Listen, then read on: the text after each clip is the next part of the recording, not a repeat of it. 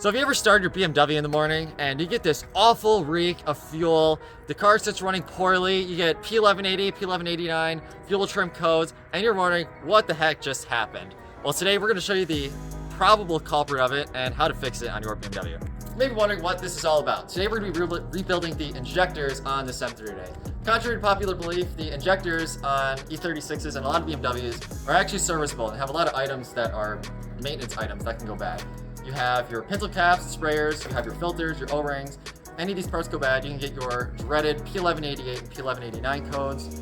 Say if your O-ring goes bad, you also get that dreaded fuel smell.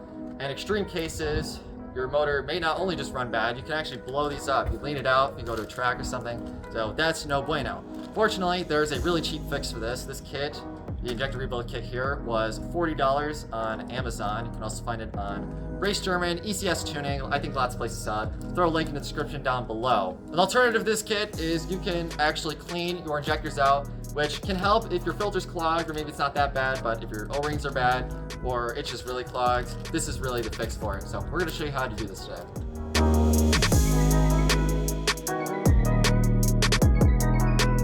So this job is pretty easy, but if we come to the engine here, a couple of things. One, there normally would be a cover here on the fuel rail, but that's missing. If you have that cover, there's the clips here that I would show you in the engine, but are also missing. That would pop out, which is a flathead, and then there are two bolts. Once you have your fuel rail cover off, this is what it's gonna look like. We have our really tiny socket. I would recommend getting something better, but we're gonna take off these bolts here, which are 10 millimeters. These two, there's one here. Oh, God.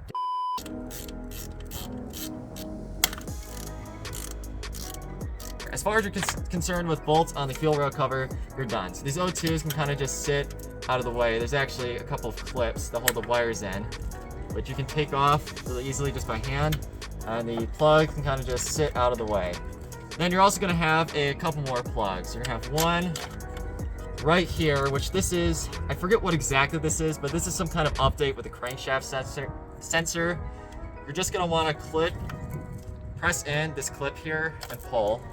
Like so. This little bracket can slide back down under the intake manifold where we can let it stay in its home. And then you have one more plug right here at the bottom of the fuel rail, which same thing, just press in, unplugs.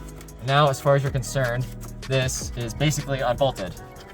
That was the easy part of the job. Now, this is where things get a little bit messy. You can try to pull the fuel pump fuse, which I believe is fuse 18 on OBD2 M3s. Check the bottom of the fuse box cover and you'll see the fuse and know which one to pull. If you pull the fuel pump fuse and run it, wait till it dies, it'll drain all the fuel in the lines, but we're not gonna do that.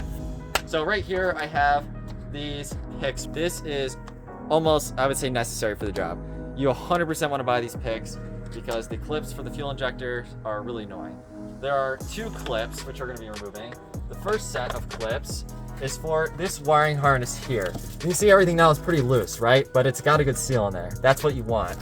But there's gonna be clips, which I'm not really gonna be able to show you till it's out of the car, at the top of the fuel injectors, which you're basically gonna have to pry off slightly. And then when you do that, you're gonna have to basically pull it off of the fuel injector, and then this piece will come off. When we pull it off, I'll show you better of what it looks like.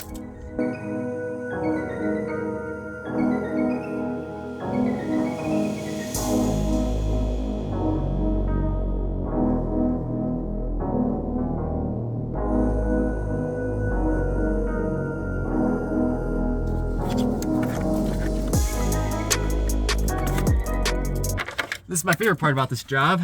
When the back number 6 clip, you think it's out and then it's not, and then you got to work it out again because it put itself back into place.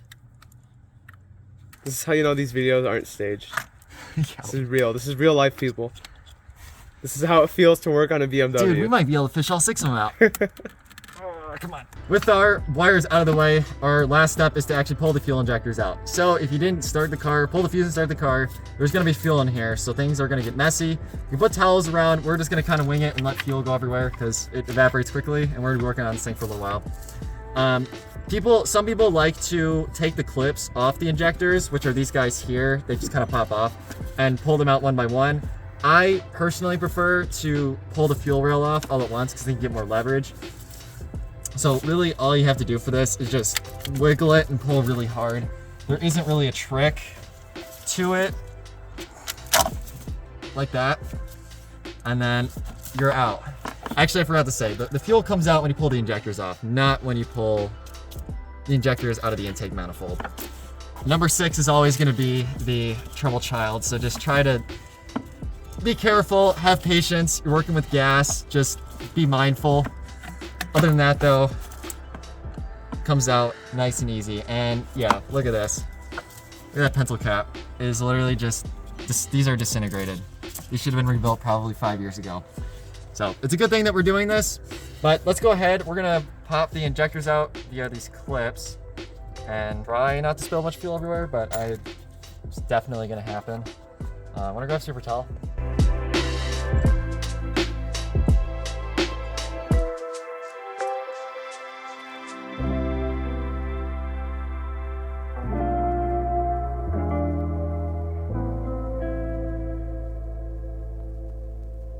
So now we have all 6 injectors out of the car, and if we come closer, you can look at it here. There are 4 distinct pieces. So we have our pintle cap at the bottom here. We have 1 seal for the intake manifold, a spacer, and at the top we have another seal. I'm sorry, it's 5 pieces. And inside you have the filter. So this is also part of why the picks are basically a requirement. We grab a different one here, like this flat style for the pintle caps. So you can also see on the pintle cap where it's separated, this is damaged. We'll pull out one here.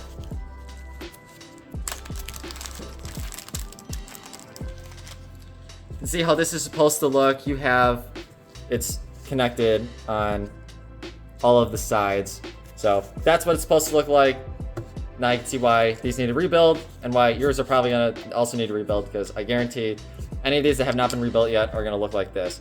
So for the pintle cap, we're gonna take one of the picks. We're gonna go under here, try to get it off. Usually I end up breaking these when I get them off. And now we're off. When you're doing that, if you are using picks, I actually grabbed a really small flathead.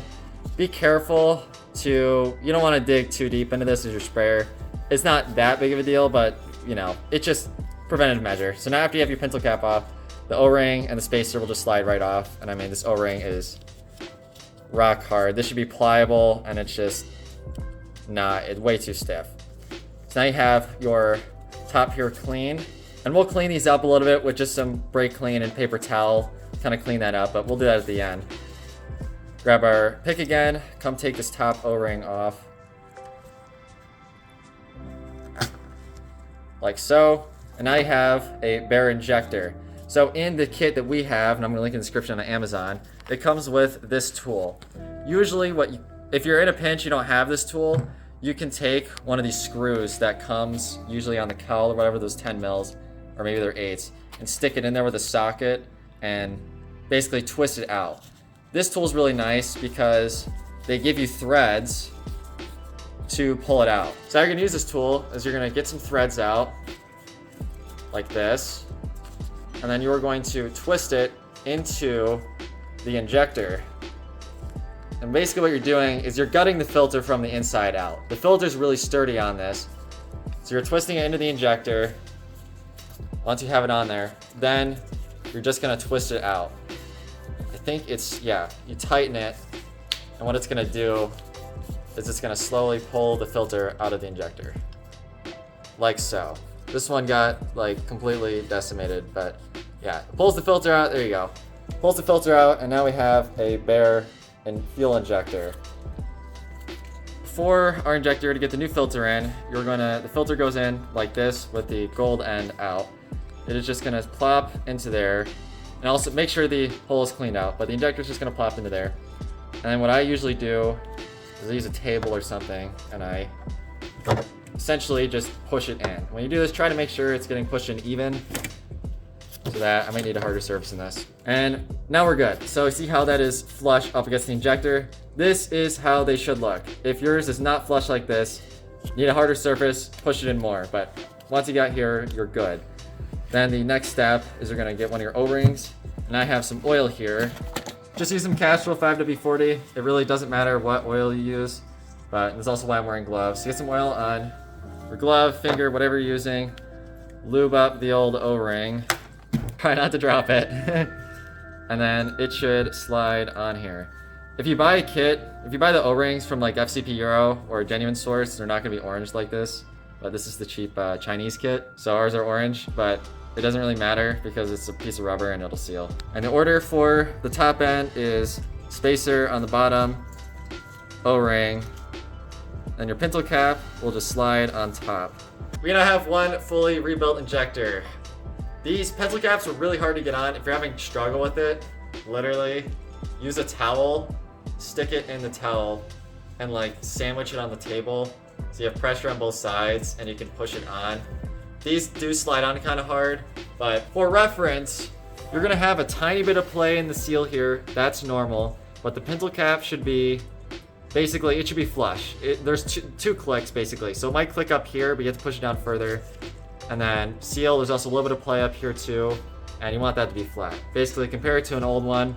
See how the old one looks? It's probably correct, but we're gonna now go ahead and rebuild all 6 of these. We're gonna have these looking nice and new.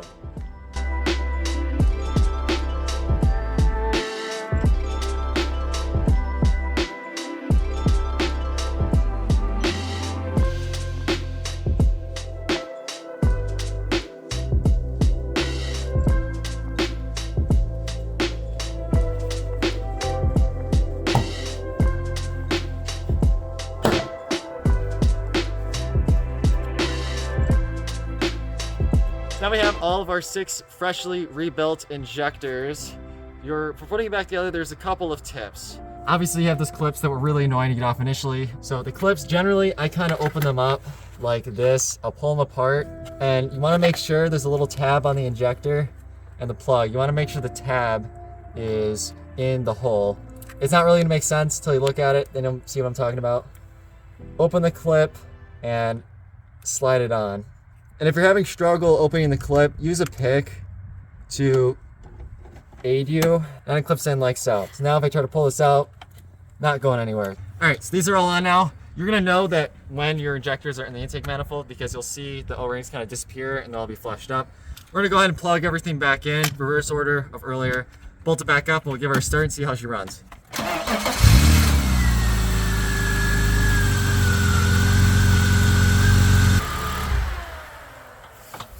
And that is it. Injector rebuild is done.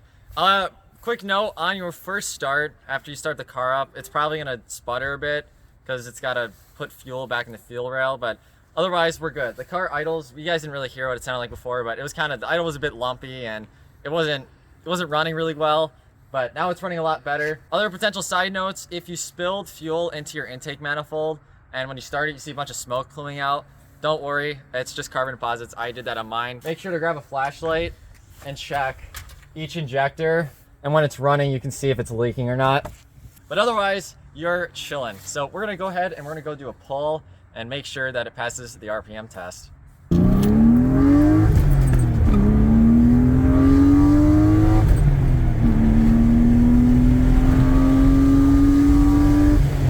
That seems a lot happier, doesn't it? Yes! Yeah. That shit feels way better. Almost.